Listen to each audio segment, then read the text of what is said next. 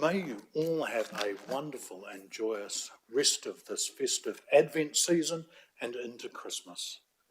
And I think the technology people might just about have it. Maybe. We will take that as a blessing upon the technology too. Thank you. No, because if it doesn't work, Well, then it's God's way. have a wonderful Christmas, people. Thank you, David. Merry Christmas. All right, team, we'll give it a little longer. We're allowed to start later. We're just not allowed to start earlier. So apparently 2 minutes.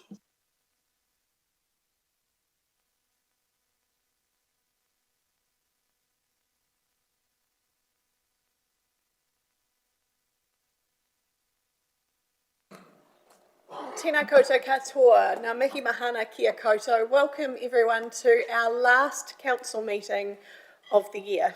It feels like just yesterday we were all being sworn in because it was only a month ago. So I welcome everyone who's here and anyone who's tuning in online. We had a few technical difficulties this morning, so we've already had our opening karakia, which was overseen by Reverend David Van Overen, and he also shared a beautiful Christmas poem with us as well. So we'll now move into the meeting's agenda. And first of all is apologies and leave of absence. There have been no apologies or requests for leave of absence received. So I'll just turn to the floor and make sure that there are none out there. Councillor Lorcan. Yes, Your Worship. I'd like to apply for a leave of absence, if I may, on March the 26th. Thank you, Councillor Lorcan. That will be noted. Councillor Tara Skipworth. Thank you, Tira Angatira. I'd like to apply for leave on February the 5th. Thank you. Thank you, Councillor Tara Skipworth. Those have been noted, so I will, if there's no further requests for leave of absence, I will move from the chair and seek a seconder. Thank you, Councillor Watkins. All those in favour? Aye. Any against? Thank you, that's carried. We'll now move on to conflicts of interest, and I'll just remind members of council that as we reach items, if there is a conflict, please declare it at the time. We'll move now on to item 4, which is confirmation of minutes. So we do have minutes this time to confirm. They've been previously circulated on the hub from our Tuesday the 11th of November meeting. Are there any questions? No, I believe Councillor O'Keefe was happy to move. Can I have a seconder? Thank you, Councillor Fowler. I'll put that motion. All those in favour? Any against? Thank you, that's carried. We'll now move on to item 5, which is my first Mayor's update and Mayor's report. I will take it as read, but before we move into receiving it formally, I just want to give a quick snapshot in plain English of what's in that report for our community who may be watching. Residents have made it very clear what they expect from us, team, and we've all fed that in as the start of this triennium has progressed. They're looking for strong financial oversight, clearer decision making, and a focus on essential services with particular focus on our infrastructure, our cyclone recovery, and the work that supports our local economy. As I mentioned before, it's been just a month since we were all sworn in, and we've already begun strengthening transparency by releasing pre-council meeting and post-council meeting videos, which are designed to make it easy for our community to understand what's being decided in these meetings if they can't afford the time to watch this full live stream. We've also continued our cyclone recovery and resilience work, and I am pleased and incredibly proud that Hastings has been nationally recognised for progress on our community emergency hubs and the Havelock North Dams and Streams project. So I would just like to note, Chief Executive and to all the staff involved in that, we are very proud. Congratulations, team. That work has also helped our communities prepare for better future events, and our work in the civil defence and emergency space continues. We've also brought together business leaders for a focus on business event. Their message when feeding back to us was pretty simple as well. Council needs to enable growth through financial prudence. They want responsive consenting, and they want clear communication in order to have confidence to continue investing. That is the direction we are taking. And of course, central government has signalled some fairly major changes including regional reorganisation, the RMA reforms and a rates cap.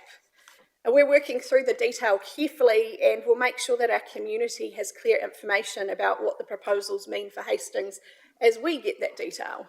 We're very much focused on looking for the positive outcomes and opportunities for our communities in these reforms. I also want to thank residents and our community partners, as well as all of our elected members and staff for their energy and commitment as we've settled into this new traineum. The start is always a trying time as we're trying to learn new things, set a direction and get rolling all before Christmas. And I want to commend everyone for their work and effort. On a slightly lighter note, since being sworn in, and even slightly before than that, I've clocked up 36 events I've attended, and I have farmed out quite a few to a number of you around the table. Thank you for stepping up where I could not attend. These ranged from AGMs and facility openings to community celebrations and the odd request for me to speak.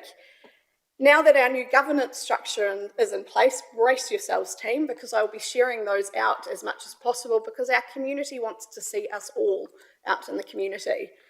And these invitations are a wonderful opportunity to do that. I also just want to end the report by wishing everyone a very Merry Christmas and a safe and happy New Year. Thank you in particular to those who will be working through Christmas, and I acknowledge we have a high number of council staff that do that keep the community rolling. So where you're having a break, have a wonderful restful break, and I please request every single elected member rest while you can, because we are going to hit the ground running in 2026 and we will not be stopping. And for those who are working through, thank you. You are acknowledged and seen. I'll now open the floor. Are there any questions or comments regarding this report? Nope, fantastic. I'm very happy to move from the chair. Can I have a seconder? Thank you, Councillor Nixon. I'll put the motions that we have, the recommendations, that we have on page 9. All those in favour? Aye. Any against? Thank you, that's carried. We'll now move on to item 6, which is bus stop changes. And I believe we've got Mr. Thu who will be taking us through this particular item. Mr. Thu, if you could please start by explaining what the item is to our community via live stream, and then we will move in. And I would like to note that Deputy Mayor Fowler is stepping away from the table, having declared a conflict of interest. Thank you, Councillor Fowler.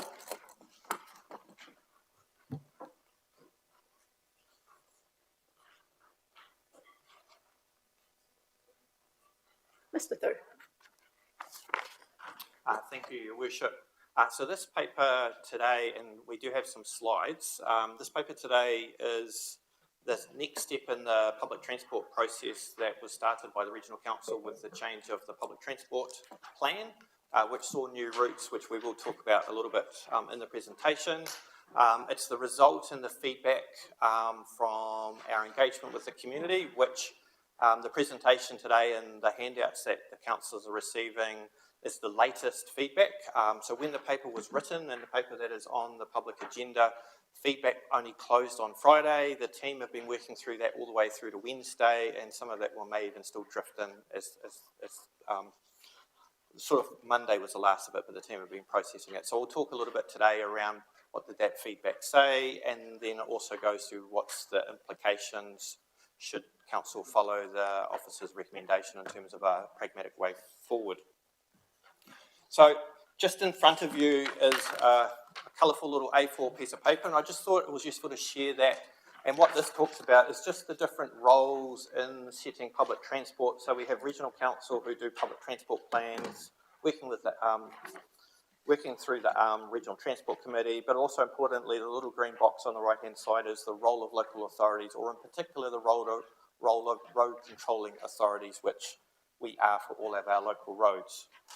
In there you'll see that when there's a public transport plan, when we're doing our district planning, land planning, we need to consider how public transport might work. It talks about in the second bullet, which is very pertinent to this paper, is the infrastructure that supports the public transport system, bus stops, bus shelters, and the likes. The smaller piece of paper that you have is just a summary, is the actual summary of the feedback that we received. So we've just shared that for full and completeness around what the member of the community has said. We have removed the names through your worship, just because we hadn't said to any of the people who are providing feedback that this information would be public. And so that has, just for full transparency, the nature of what was said and the staff response as it was. Importantly are the two A3s. The big one with all the lettering on is the summary of the recommendation around whether to proceed, whether it's something that's carrying on a conversation between the community, ourselves and the Hawke's Bay Regional Council around the route, or if there's work that we at council team need to carry on doing with those affected landowners and come back to report to you in the new year, which is aligned to the... And finally, just to represent that is a coloured map, which generally represents it, but this printing tool doesn't show absolutely everything. So the key document is the Word one, but this gives you a spatial representation of what it looks like. So with that, Your Worship, I'll just quickly work through the slide. So just some context building on that. So the Regional Public Transport Plan is a requirement of the Regional Council and the Regional Transport Committee under the Land Transport Management Act. That's the piece of legislation that drives all the outcomes and requirements. HPRC is the Regional Public Transport Authority and therefore has those responsibilities it must fulfil under LEG. The funding for running buses, it's just important, I thought, to run through how the funding works. The funding for running the bus service and doing that regional transport plan sits with Regional Council with some money from NZTA and FARES. The funding and implementation requirements for infrastructure along the routes sits with Council. And so we fund that both with local share at 47% and NZTA subsidy at 53%. So if we put some road marking in, we fund that, or if we put a seat in, or if we put a sign in, if a shelter goes in, that's what the ratepayers of Hastings fund. The reason for the change, and it's been talked about previously, is the old system just wasn't working. And I will talk on the next slide just around how we've been through a few iterations, but patronage was dropping. It's part of the public transport plan, which was started back the review some time ago, was to look at redesigning the system to see if it can get a better outcome for the users and the wider community. It also deals with a number of areas the community had asked for connections, for example, the regional sports park having a connection through that. And it was through to quarter two of 2025 that a significant amount of consultation was performed by Regional Council, social media, print media, radio, in person, and then they also did an extensive piece of work which actually delayed the final adoption of the route through Flaxmere, where there was letter drops to every household and that just to work through that. That did squeeze things a little bit for us in terms of working this through. So bus stops and bus routes, I've been around for a while, so I've seen a few of these before, but not to this scale. So bus routes have changed over time as the community changes. So that map there represents somewhere around 2000 where the bus routes used to be, and all the orange dots were bus stops. Through that period, some of those routes had minor changes and we moved bus stops around. Then the My Way experiment trail come on, and in doing that, in Hastings, we turned off the smaller loops. So our community for the last few years actually haven't had buses doing little loops. Unfortunately, the My Way trail won't carry on, and there was still patronage issues. So this wider plan, which is not just about Hastings District Council, it's also across the Heretatonga Plains, and earlier today, Napier had a similar item on their agenda to approve. So it's changing the routes between the two cities and changing the routes within the cities. So change does happen through this process. So if I look at the city and just look at the routes, just in case you're not aware, so that's sort of the coverage of how the routes work.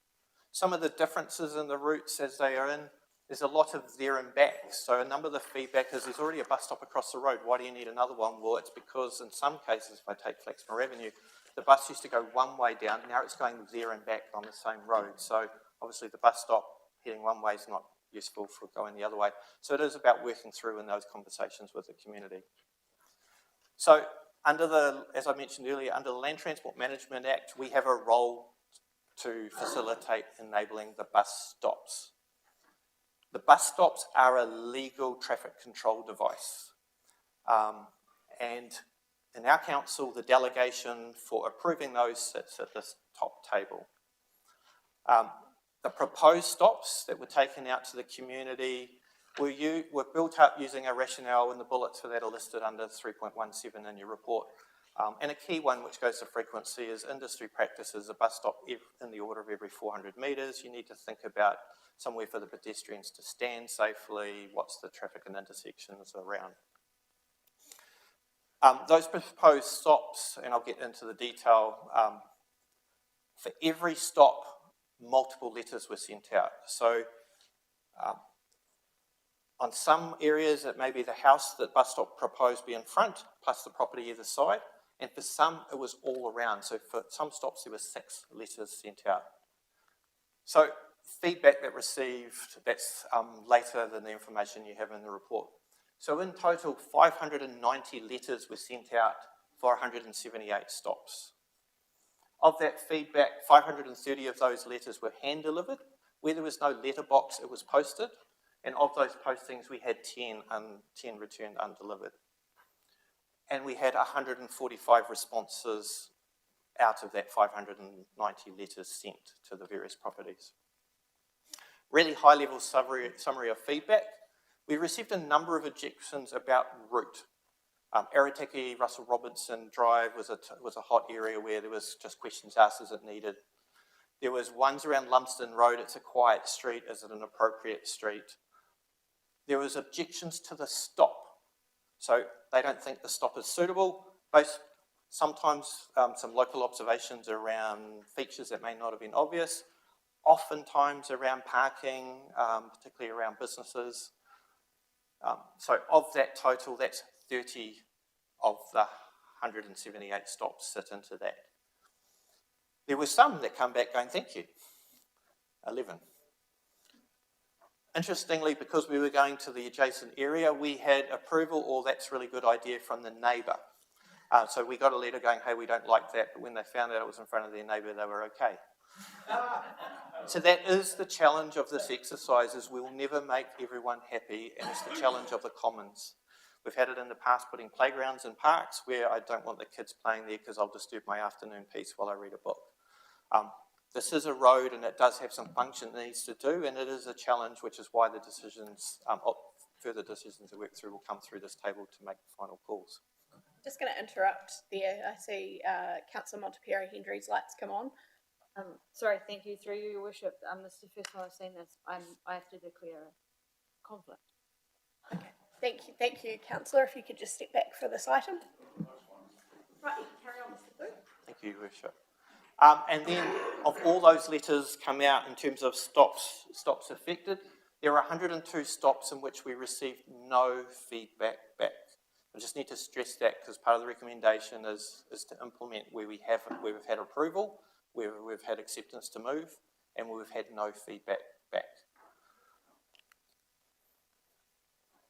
So in the paper, it largely sits with the paper, but to talk it through, what the paper's officers are recommending for your deliberation and consideration is that for areas that the route was affected, which affects 17 stops in total, is actually park those, mind the pun, and we'll carry on conversations with the regional council, those communities of interest, plus also the wider community who may be affected if that route was stopped, and then report back. Route changes are not this council's choice. Route changes have to be worked through the body who's in control of that. And that's not to say the route will change, but it's to give a chance just to work through that conversation. We're also recommending of those that where concerns have been raised and it's still being worked through, that we park those and we don't implement 46 of those stops to allow those conversations to still be worked through. And then we would report back to you in the new year. It may not be a first meeting, it might be the second, but report back to you with the resolutions of those. Now, some of that may be the officers may still recommend to put it where someone doesn't want it. It may be we've found a place to move and we're confirmed that's okay. Or it may be to change the policy principles and accept there's going to be a bigger gap because that might be a pragmatic solution. But that would be in a separate paper to you in the new year as we've had a chance to carry on those conversations. There are 6 from the conversations that have been had, stops that we're proposing to move to mitigate some parking issues or deal with it, and we've come up with an easy solution that we've been able to work through. And to proceed with 109 of the stops that either have had approval or we have not had negative feedback. It's a technicality, but just to talk through the difference of the columns. Standard stops and time stops. What are time stops is our critical places on the bus route that regional council will hold the bus company to account to, that they're on schedule, not ahead of schedule. Now, there are saying in here that there are 5 stops that we were not proposing to proceed with just yet. So we would work with HBRC to find a different time stop, just so they can hold their contractor to account to make sure that they stay on time and on schedule. With that, Your Worship, happy to take questions. Okay, I'm going to open the floor to questions. Coming first to Councillor Gibson. Yes, Your Worship. For the routes that are no longer being used, are we going to be removing the bus stop signs and locations, and is there an opportunity to reuse some of that? Great Signs. question. Great question, thank you, Your Worship. Probably also just to reiterate, because it raised a point I forgot to touch to, what we're proposing in terms of this implementation, because there is still some changes, is we will not do any road marking unless we really have to. So we'll put signs up and then put road marking if there's a real conflict and it's not safe for the buses to stop because there's a high parking demand, and that allows us flexibility to move things around. The bus stops that are no longer in service, that are not also school stops, we'd be looking to reuse any piece of infrastructure we can. We do need to review though, because these bus stops are only used some of the time and we want to enable residents to park there when they're not time in use. There is a specific sign we need to use which makes it not illegal to park on the bus stop out of operational hours. So we'll be looking to reuse every piece of resource as we can. Thank you, Mr. Thu. Coming now to Councillor Nixon. Thank you, Worship. I think some of the changes are very good, including the airport and the sports park, but public transport has been challenging in Hawke's Bay. And I know it's not our responsibility, but do we have a role in monitoring travel by bus, and how does that feed into the system on an ongoing basis? Through Your Worship, we don't have a direct role. That is the role of the Regional Council, and they have reporting back to NZTA and so forth, and their own performance metrics. Although we do have representatives on the Regional Land Transport Committee, in which public transport is a topic that is worked through and discussed. So there is an opportunity for our representatives of that committee to have updates and find out how things are working. I think if I reflect back on that changes slide, the reason I put that in is this is a reimagination of how public transport could work. If it doesn't work, we'll have to keep reimagining and changing it. And so how do you do that so it stays practical and applied to the changing context as development change or as public's behaviours change? Can I just ask a supplementary question, and that is, what time period might evolve before we do some sort of review? Sorry, I should have seen that question in advance. There is a defined time frame in the legislation which I don't have off the top of my head. 3 years. So, thank you, Bryce. So 3 years the plan must be reviewed.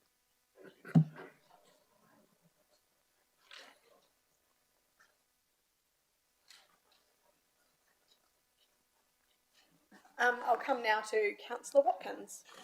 Thank you, Your Worship. Craig, just in relation to a person who's objected to a bus stop outside their property, will that now be handled by HDC or Hawke's Bay Regional Council, and what time frame will they expect a communication about that? Through Your Worship, if it's just about the stop, Yes, just about the stop. that will be HDC staff carrying on working with them, and then the outcomes of those conversations would come back to council in the new year for ultimate decision making. If it's about the route, then we need regional council involved because that's not under our power or jurisdiction. No, it's just about the bus stop, Craig, and just some idea of time frame. They're expecting a reply to their notice, which they haven't had to date. So they just want to know when to expect some contact. Good question.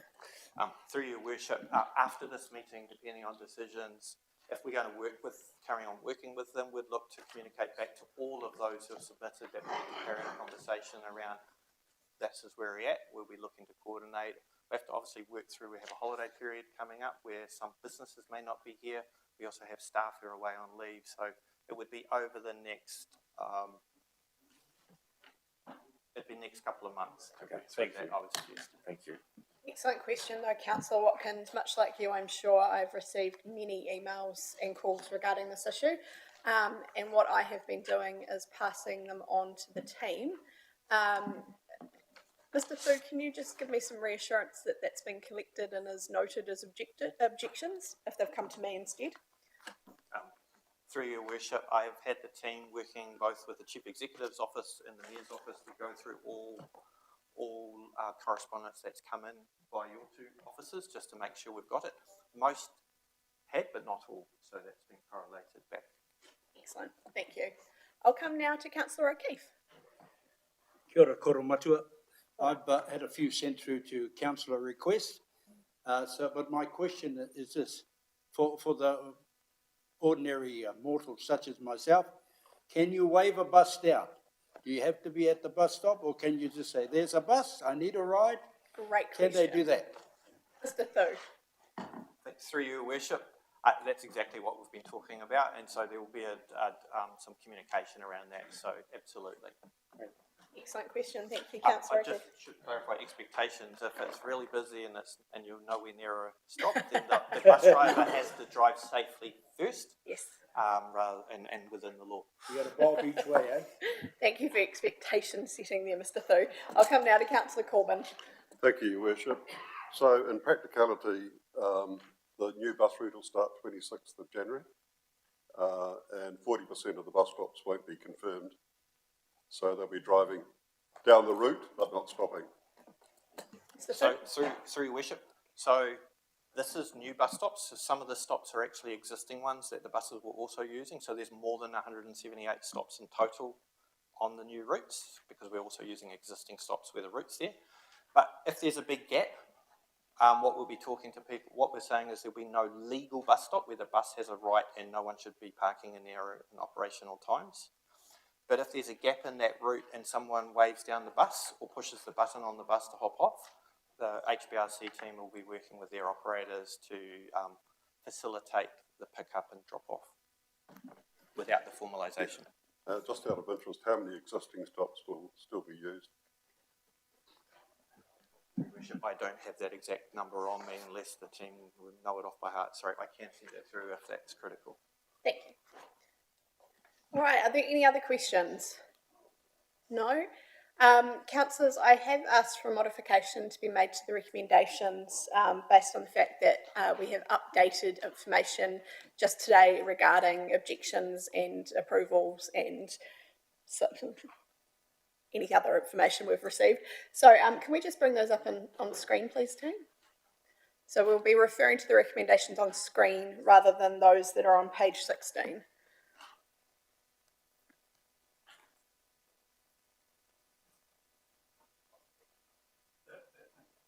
So the key change has been highlighted in red. Council notes that an updated attachment has been tabled at today's council meeting specifying the bus stops that have no objections.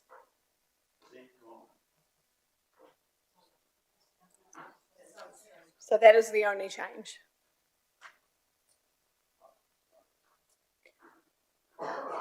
I'd like to thank the team for their work on this. It is tricky when we only have control of one piece of the overall picture. And I appreciate that the staff have been working with those who have objected to try and find a pragmatic way forward. And I think this is a good way of meeting the requirements around timing without rushing where we need to spend more time and listen to our community.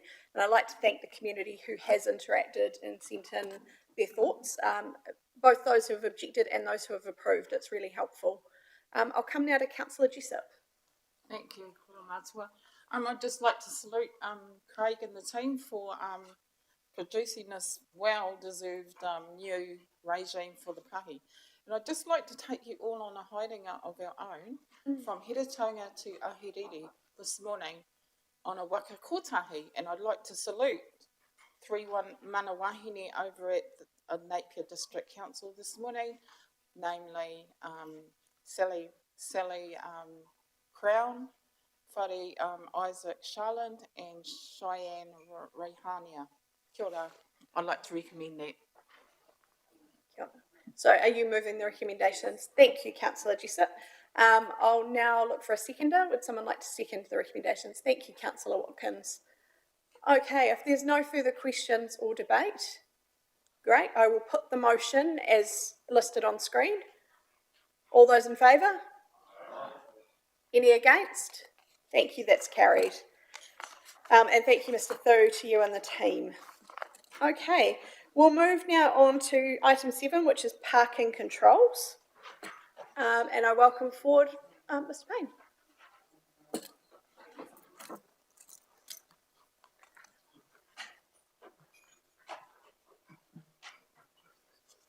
Good afternoon. Unfortunately, James is away, so I've had to step in and bring his report, but I'm quite familiar with it. We've got looking for 3 roading controls, P60s on Karamu to help with the traffic turnover, and 2 EV charge stations out at Porter's car park out at Havelock North, and having some controls in place for the council authorised only parking in what used to be called the gravel pit. My apologies for interrupting you. I'd just like to pause until we get our colleagues who left the room for the previous item back at their seats. So we'll just give them a moment.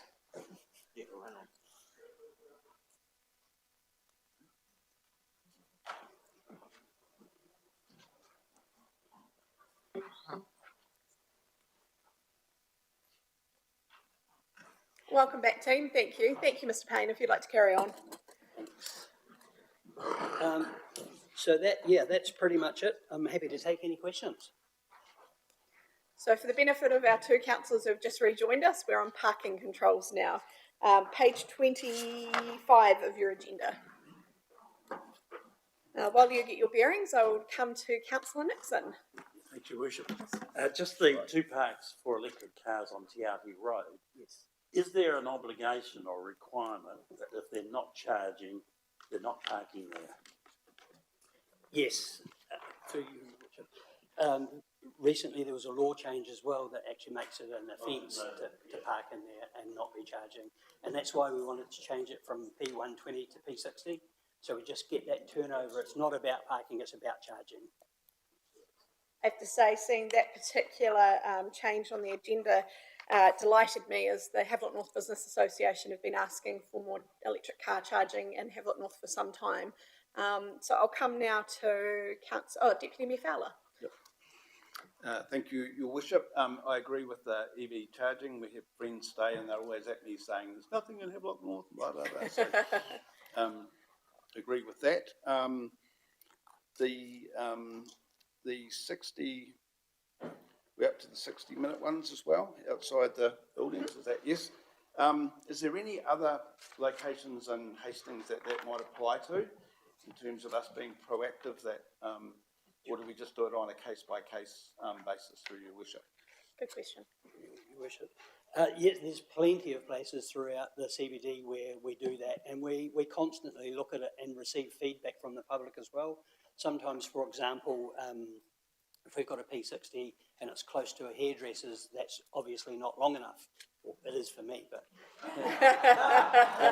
So we change the roading controls, just generally what the public want. Thank you for your consideration there, Mr. Payne. I'll come now to Councillor Nolustick. Thank you, Your Worship. Just a question about the EV chargers. Now, are these Unison or ChargeNet chargers?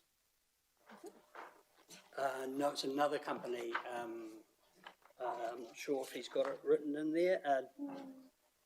Double something. It's one of the ones that's doing it quite frequently around New Zealand. Unison have got the ones in the northern car park, but I think they've got a relationship with ChargeNet. They have, yes. But this one I don't believe is ChargeNet, but it's a government-sponsored one. So Due Power NZ, it is outlined in 3.6 of the agenda, bullet point 3, if you're interested. Thank you. Thank you.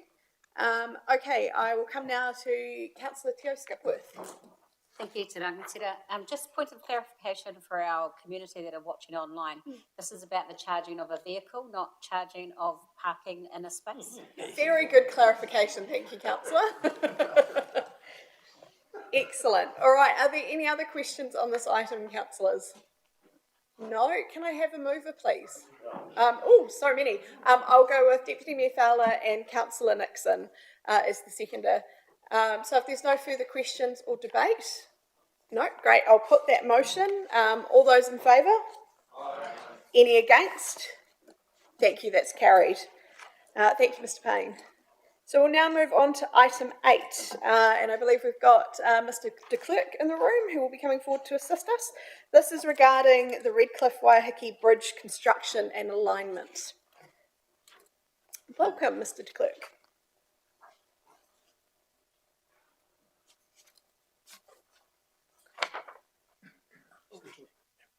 Kia ora, good afternoon, councillors.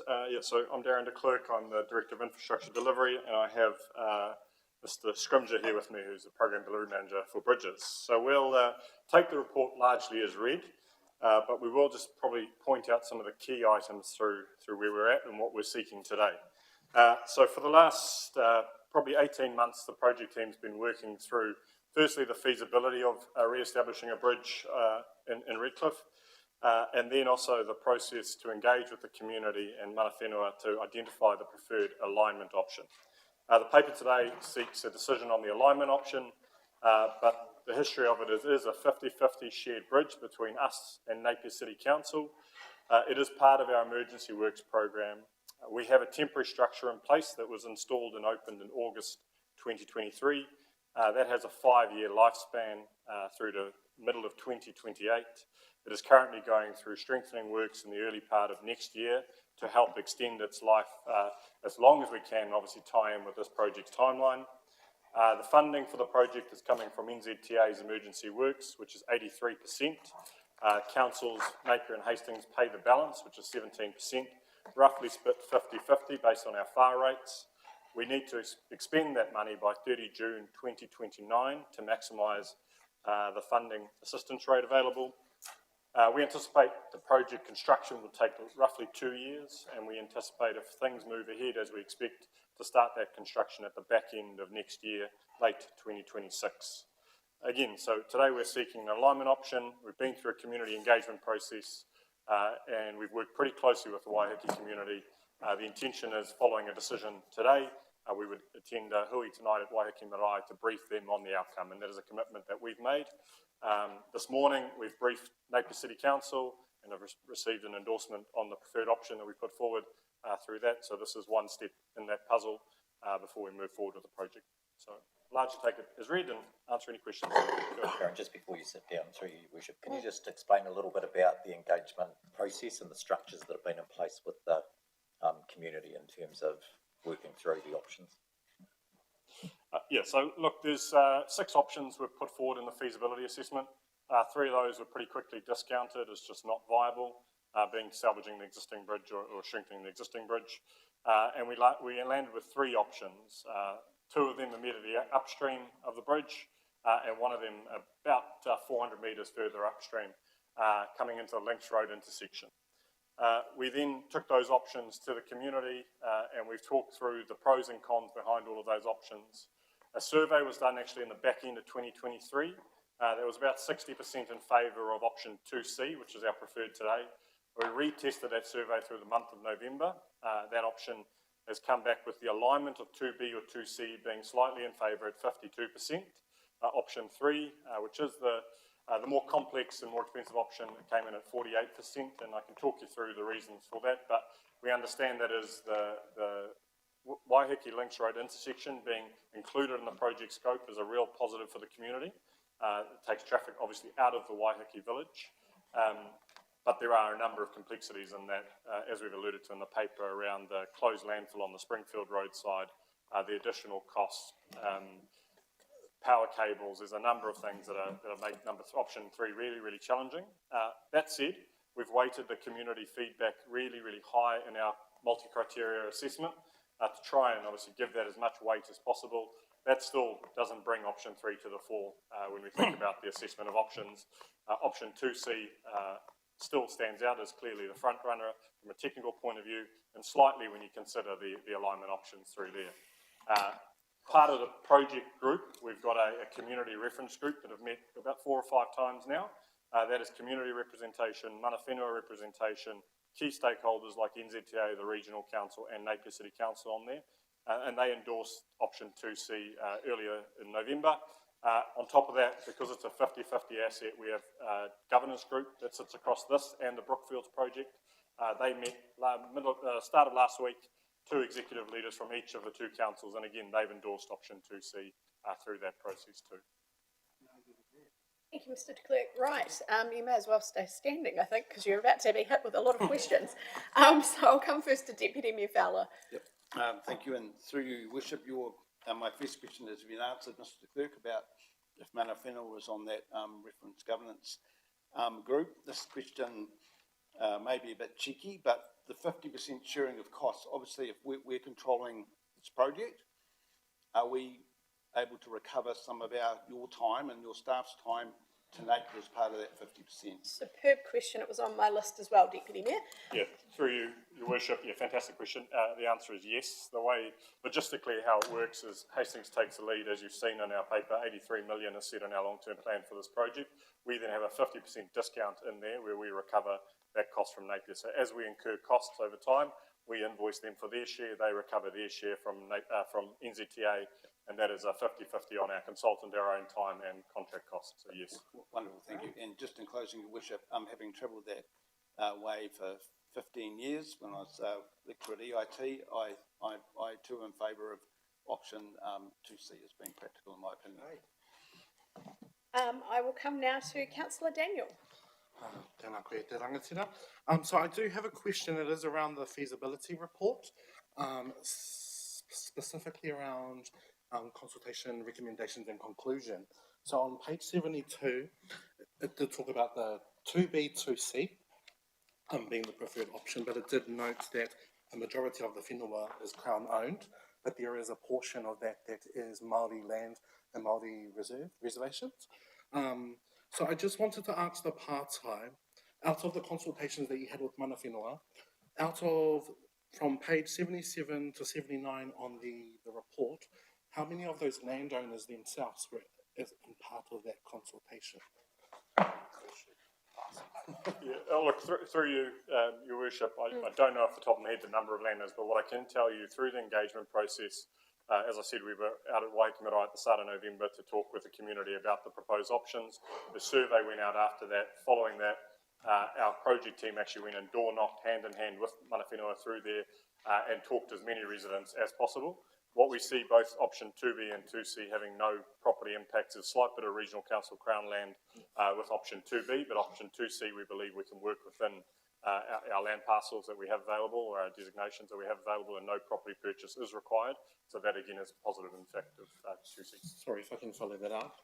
So so whānau are aware, so whānau are aware that if we do go with that 2C, that there is a possibility under the Public Works Act that some of that whenua would be compensated and acquired? Yeah, look, through you, Worship, yes, but 2C is pretty clear that at this stage, we don't require any land required, but if land was required, then we would work through the Public Works Act process if that was needed. At our hui in November, we had a property specialist there talking about the process and if that were to eventuate, and we have that on a number of our other projects. So as soon as we identify a property need, look, we go and engage and follow that public works process. So at this point, it's favourable because it doesn't actually require any property purchase. And for peace of mind, Councillor Daniel, excellent questions, but I've always found as well the team engage with sensitivity when we find ourselves in that situation.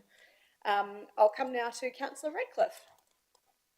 Thank you, Your Worship, and through you, Referring to the same conclusion of the same part of the report, Appendix B, the property preliminary review, it does actually state that all options have impacts outside of legal road, and acquisition of Crown-owned reserve land will be required for all options and is a lengthy process.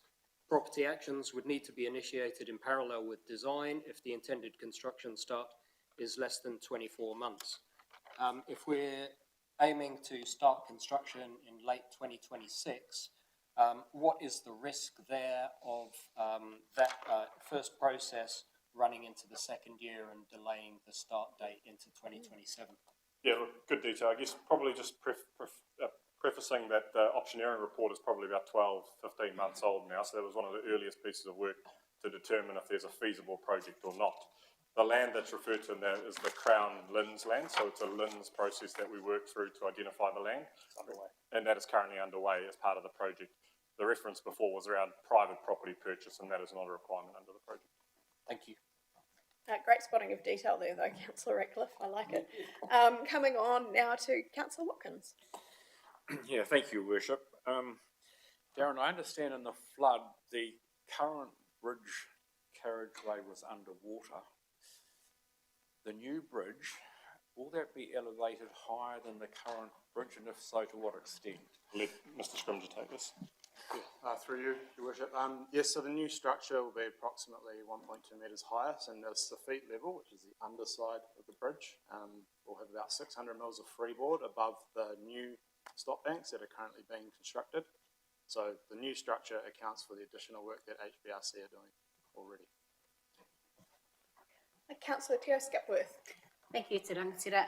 Just in regards to sort of following on from Councillor Danielle's question, we talk about unlikely, but sometimes reality eventuates. In regards to the property, I can't remember what page it's on, sorry, but it may require us to acquire part of the Urupa, which is the cemetery.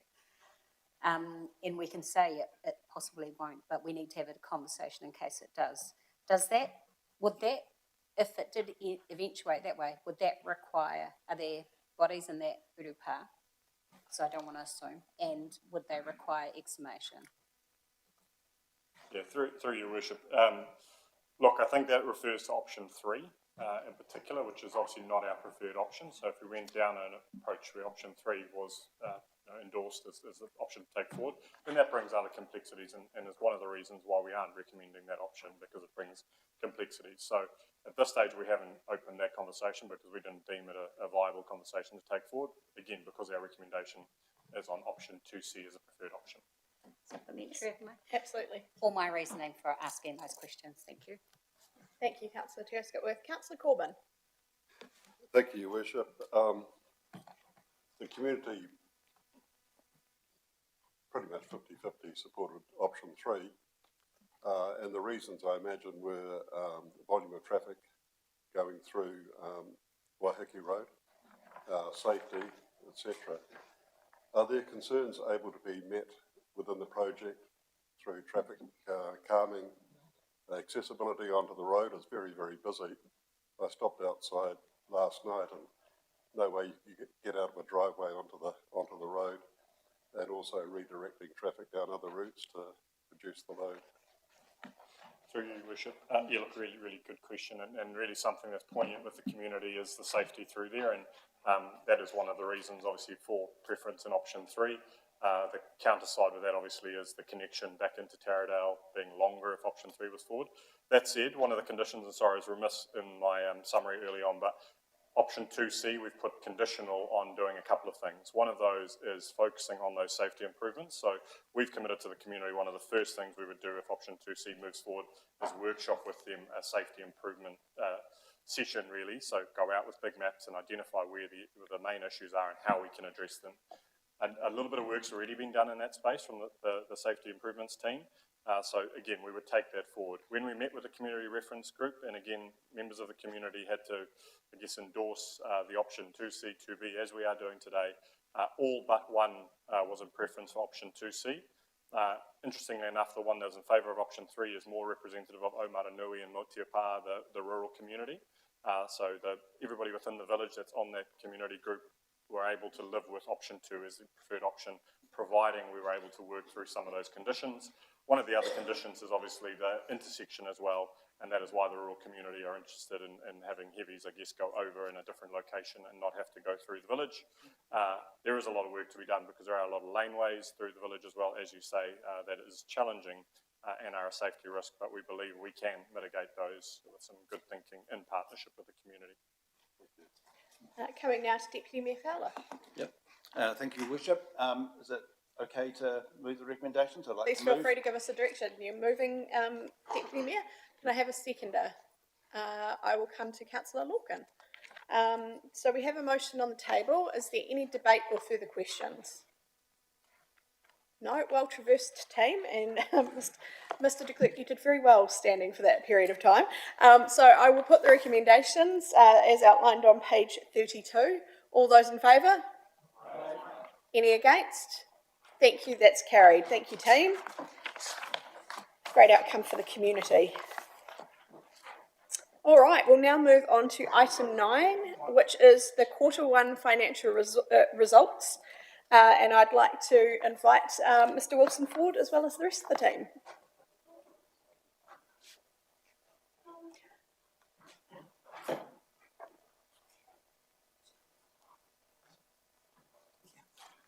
Through you, Your Worship. Before I hand over to Mr. Wilson to take you through a small presentation to talk about the report, just like to make a couple of comments. So first, this would not be the normal forum for the finance report. We would normally take this through the Performance and Monitoring Committee. However, due to just the practical implications of having an election, and then the next Performance and Monitoring Committee is in March, we thought in the interest of good governance, you should at least get to see a summary of the first quarter financials within the first 6 months sort of the triennium. So we've brought that here. Secondly, for those who have recent experience of council financial reports, then you'll note we have actually changed the dashboard that we're using. We've tried to simplify some of the concept, tried to get a little bit more clarity on some of the information that's there. I think over time you will start to see some more trend analysis sort of coming through as well, but certainly appreciate some feedback if there's more information you want to have in those dashboards as well as we go through. With that, I'll hand over to Mr. Wilson to take through the report. Good afternoon, everyone. Just rolling through what we're wanting to talk about this afternoon. We're just going to update you on the debt position, where we were at 30th September, and then what has currently happened subsequent to that. We'll break down some of the revenue and operational spend for you. Just wanted to update that depreciation and clarify the depreciation note that was in the exec summary. I'd like to thank Councillor Corbyn for noting that it just looked a little bit confusing as to what it was saying.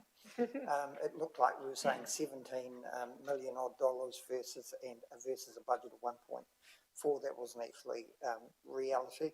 What it really is what we put up there, which is non-cash depreciation 17.7. That's a $1.5 million unfavourable to budget, which was obviously 16.2. So I'd just like to clarify that while we're here. And also we'll just look at some of that CapEx spend as well. In terms of revenue, of course, councils look at revenue a little bit different in terms of, for those of you who are new to council, you obviously have your operating revenue, which is fine, everyone understands that. And then you have your CapEx revenue, which you've probably seen, and that comes into your P&L revenue, but of course it doesn't show in your operational costs because it's against the CapEx spend, which doesn't show in your operations. So it looks like you've got large surpluses, but actually it's allocated against the CapEx spend. What you can see there is that we've got a total revenue number of around 82 million versus a budget of 84.5, and we'll just go through what they are So just breaking this down it's still quite a high level. Operational subsidies relate to those maintenance and repair type costs that are literally in your operational accounts. And we have had some grants received and some reimbursement for Cyclone Gabrielle work that's been done, and also some programs where we've received funding and then we will spend that funding. That can lead to just a timing issue of when we thought we were going to receive the funding as opposed to when we do receive the funding. Transfer station and landfill volumes are quite a lot down, significantly down for the year. And probably that's reflective of where the economy has been at this year, and that's not a surprise. As a result, of course, tonnages are down, therefore revenues are down. That's why you've got a 570k number as a difference there. Capital subsidies and grants, this is where we're receiving revenue for our CapEx spend that we've incurred, and then the funders reimburse us for that. This really is telling us that our CapEx program is a little bit behind, and you will see that in the numbers. And on top of that, sometimes there's a little bit of a timing differential, because you have to go through an entire process to actually get the money from the government, NIF and the Crown entity. So you have to gather large amounts of information, quite detailed, and then input it into their portals, and then wait for them to come back with questions. So you always have a timing difference there, but we manage that very closely, because of course we need to manage the cash management closely. Development contributions are nigh on impossible to budget correctly, because you never know when they're going to, the developers are going to actually pay some of those.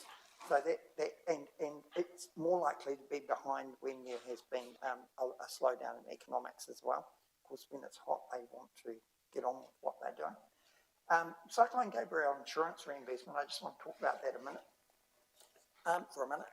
So we received $10 million worth of bridge insurance. Of that, $5 million was paid out straight away.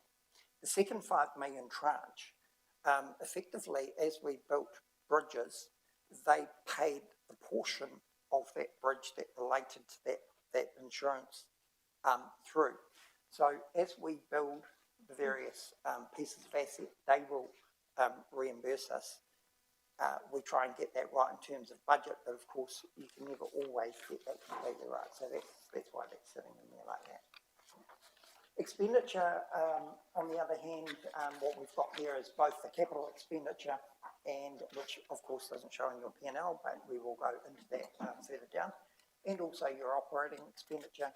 Total spend just shows you the size of the numbers that we're dealing in terms of expenditure, $100 million for 3 months' work, and also, again, it's a budget of 107 in total. And the other thing to remember with the expenditure budgets, in particular the operating expenditure budget, is that we have savings already baked in to those budgets. So prior year to this one, we had $2.7 million saving. We actually tracked and showed that differently because it happened after the annual plan was put together, whereas this year it's been baked in, so it's already in there. So any numbers that you see are relevant and relative to that, those already being in. Just some key expenditure variances as well. So net interest costs are 600k under budget. That's not a surprise. We've borrowed less this year. We've been in a cutting cycle. You don't get the full value of the cutting cycle. I'll talk about that a bit later, because you've got offsets like previous loans that you've taken out at fixed rates, or you have cover that's offsetting that, but you do get some impact. IT software and maintenance is 400k lower. That's mainly driven by a project called Project Genesis, and some of you may or may not have heard of that project, and you will in time. It's to do with the migration of the enterprise system to the cloud from premises. So that's an ongoing project, and at the moment it's just going a bit slower than what we expected. So that's why the spend is lower. Personnel costs of 500k. Generally speaking, what you have is vacancies that occur. Now, you don't, of course, rehire instantly. It takes time to go through the process. It goes through lead team for approval. There's a whole recruitment process that might take 1 to 2 months to actually get that. And if you have quite a large organisation like we do, of course, what happens is that there is always that timing difference, and it shows up as a saving. Contract and consulting, $1 million under. It's not really a surprise in terms of the fact that that's related a lot to infrastructure. But infrastructure, are more likely to start when the weather's better and setting up ceiling maintenance programs and that. And my understanding is that a lot of that money will start to be spent in the next couple of quarters. And it's just a timing issue with where we've put that budget phase in. Landfill maintenance, as per their volumes that are down in terms of their revenue, because of the volumes being down, of course, the level of plant equipment and hire and all that kind of stuff, those costs have fallen, as you would expect, by 280K. And non-cash depreciation, that 1.5 million, that's pretty much driven by roading. And roading have had a lot of CapEx spend over the last couple of years and reinstatement of impaired assets. So that's really cranked up the value, and that impact is being seen in terms of that depreciation number that you're looking at. Just wanted to, before I start talking about capital, just do a bit of a reminder in terms of actually what the categories are that we're breaking down from a CapEx point of view. So we've got renewals, and that's effectively maintaining the current levels of service, maintaining your assets, and that's a really important, it's an important thing in terms of making sure that your assets are what they should be doing and can maintain those levels of service. The levels of service improvements are effectively the new works, enhanced service levels, and so forth. And then you've got growth, which is enabling capacity when you have population growth and so forth. So I just wanted you to just have a little bit of a reminder there as to what I'm talking about when I start talking about this slide here. In terms of CapEx spend, what you're seeing is, well, that renewals number, say it's 1.5 million ahead. What that really is around is the Cyclone Gabriel portion of renewals is well ahead, but the BAU side of renewals is behind. The reason why that Cyclone Gabriel renewals are ahead is because they were finishing quite a number of large projects towards the end of the previous financial year that spilt into the current first quarter, and that's why you're seeing that number. Whereas some of the other areas like water, where there's quite large projects, they may not complete all of those. They're getting sharper prices as well at the moment for some of the CapEx projects they are doing. What will happen is we're about to embark on a reforecast of capital that we're completing around 30 Jan. That will be available for that next quarter update that goes to performance monitoring, and that will give us a clearer indication of where we sit in terms of our CapEx spend by year end. So that's quite a complicated process in terms of you've got to gather quite a lot of information to actually understand where the procurements are sitting. Do they have the designs in the drawer? Have they already gone to tender? Where are they at with that? What's the weather like? There's a whole lot of things that count in there. So we'll bring that back once we know more, and we'll provide more detail on that. Our total capital budget, of course, for the year is 264 million. That will be another record if we do it. Last year was 230, and before that it was a lower number again. So, I think back in 2015 it was probably something like 38 million, and we thought it was great. So there's a huge difference as to the capacity and the resourcing up that council has had to do through the water crisis and also the Cyclone Gabriel. Treasury, what we have here is as at the end of September, we have $470 million worth of debt. and 116% of liquidity. The range, the parameters for liquidity sit between 110% and 170. And also, I just popped in the interest there, which we mentioned before, is around 600K favourable at the moment. So with the current borrowings, we repaid $19 million worth of debt in October. That's brought that debt back to $453 million. On Monday, we're borrowing $40 million more, and that's a programmed borrow. The reason being is, of course, we haven't had to borrow all through this year. We've had excess cash, which is great. Basically, from right at the end of the prior year, where we got large amounts of reimbursed revenue coming in, that's sat in our bank account. And we are looking at, so that'll go to 493 million. What we're not expecting is, we've got a budget, I think, of, what have we got there, 549 million. We're not going to hit 549. We're probably going to hit around, what we're hoping, 515 to 520, maybe a little less. If Graham's got his way, it's probably even less than that, but we'll go from there. So that's where we stand in terms of where the debt is and the liquidity. Any questions? Excellent. We do have a couple. Now, before I come to those who've got questions, this is no reflection on you, Mr. Wilson.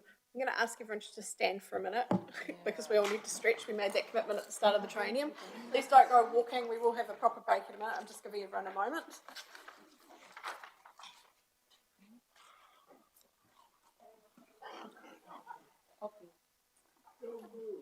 Okay, team, we'll get back into it. Momentary stretch break. Right, I'm coming now to Councillor Montepero Hendry. Thank you, through your worship. Thank you for all your work. I know that it's huge, mammoth, and I really appreciate it. I'm probably being a little bit granular, but little things stop big things. Just looking at 4.3 reduced landfill, what are we doing here? Have you decreased the forecast budget to sort of project that we're going to keep charging ahead and our communities will waste less? So what we will do is, the first step is the CapEx forecast.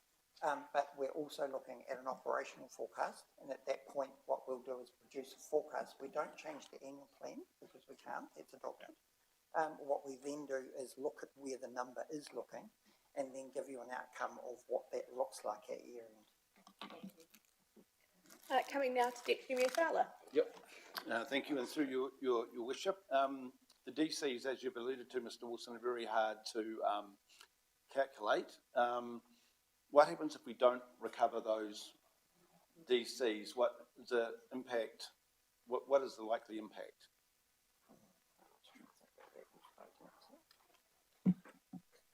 Through you, your worship. Yeah, very, very, very good question.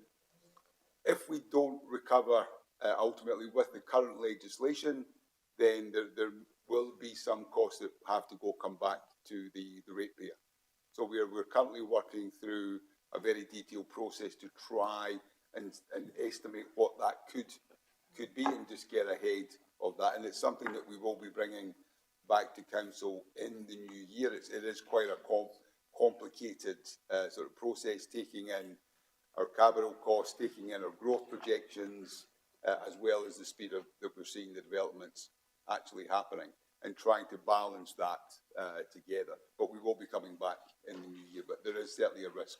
Yep. That we need to take this. Thank you, Mr. Watson. Appreciate it. It's a very complex and difficult area.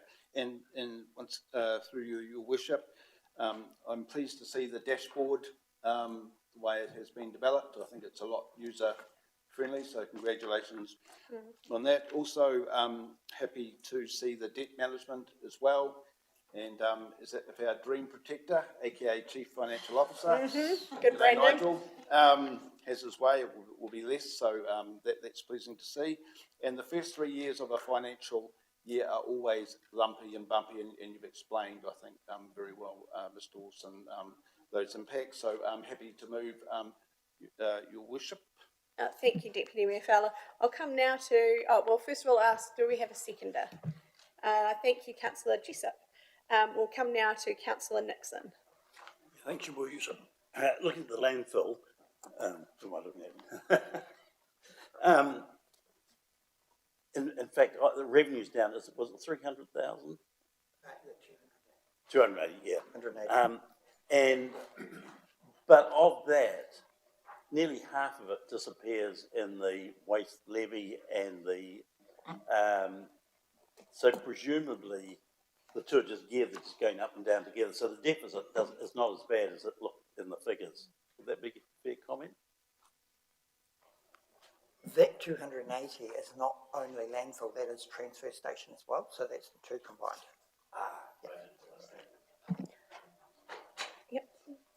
Through your worship, the revenue though, to your point, so where there's lack of revenue at the transfer station, it also doesn't have the expense of taking that waste to the landfill.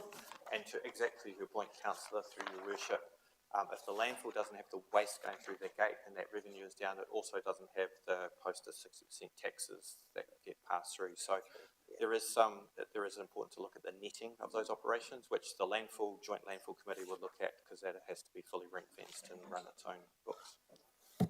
Yeah, I'm pleased to hear you say that. I was just really going to ask, can we do that in future? You've already said we can, so that's good. Thank you, Councillor Nixon.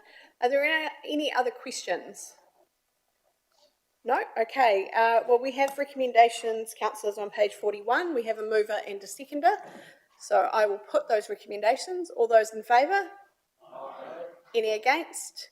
Thank you, that's carried. And thank you, team. I too echo Deputy Mayor Fowler's comments about the new dashboard. It's excellent, thank you.